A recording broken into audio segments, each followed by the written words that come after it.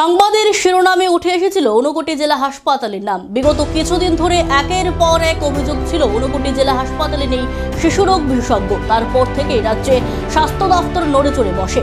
তড়িঘড়ি জেলা হাসপাতালে পাঠানো হয় ডেপুটেশনের মাধ্যমে শিশুরোগ বিশেষজ্ঞ। বর্তমানে ঊনকোটি জেলা হাসপাতালে নিয়মিত রোগী দেখছেন শিশুরোগ বিশেষজ্ঞ চিকিৎসক কৌশিক দেববর্মা। আজ সংবাদ মাধ্যমকে একথা জানান ঊনকোটি জেলা হাসপাতালের মেডিকেল তত্ত্বাবধায়ক ডাক্তার রোহন পাল।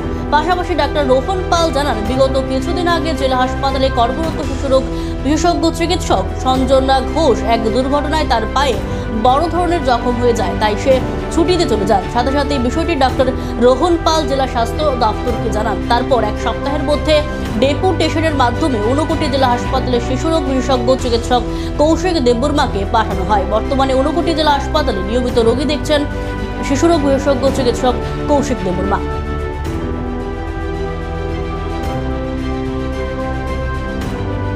এটা কয়েকদিন আগে অবধি ছিল, মানে আমাদের একটা ঘাটতি হয়ে গেছিলো যে আমার যে এখানে যে পার্মানেন্ট যে পিডিয়াট্রিশিয়ান আছে ওনার হঠাৎ একটা অ্যাক্সিডেন্ট হয়ে যায় আর উনি ছুটিতে যান, কারণ ওনার প্যাটেলা ফ্র্যাকচার হয়ে যায়, পাটা ভেঙে যায়, তারপর ওনার অপারেশন হয়েছে।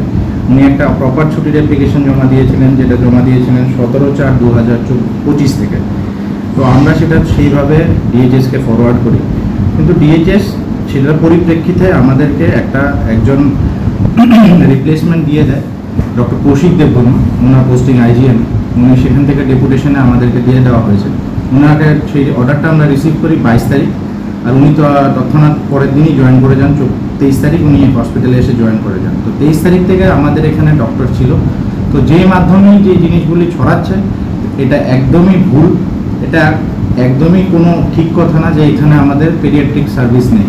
আমাদের এখানে পেডিয়াট্রিক্স ওয়ার্ড অনেক ভালো ওয়ার্ড, অনেক ভালোভাবে সার্ভিস দেওয়া হচ্ছে, কিন্তু সামাজিক মাধ্যম থেকে এটা দেখতে পাচ্ছি কিছু কিছু মানুষ আছে যে এই হসপিটালটাকে নিচু দেখাবার জন্য অনেক বিভিন্নভাবে সেই জিনিসটাকে তুলে ধরার চেষ্টা করছে। যিনি এখানে পার্মানেন্ট ডাক্তার ছিলেন শিশু বিশেষজ্ঞ, উনি তো অসুস্থ,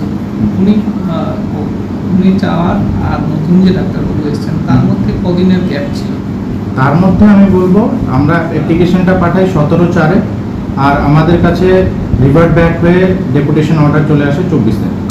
মানে এই সময়টা ছিল একটু ইয়ে ছিল।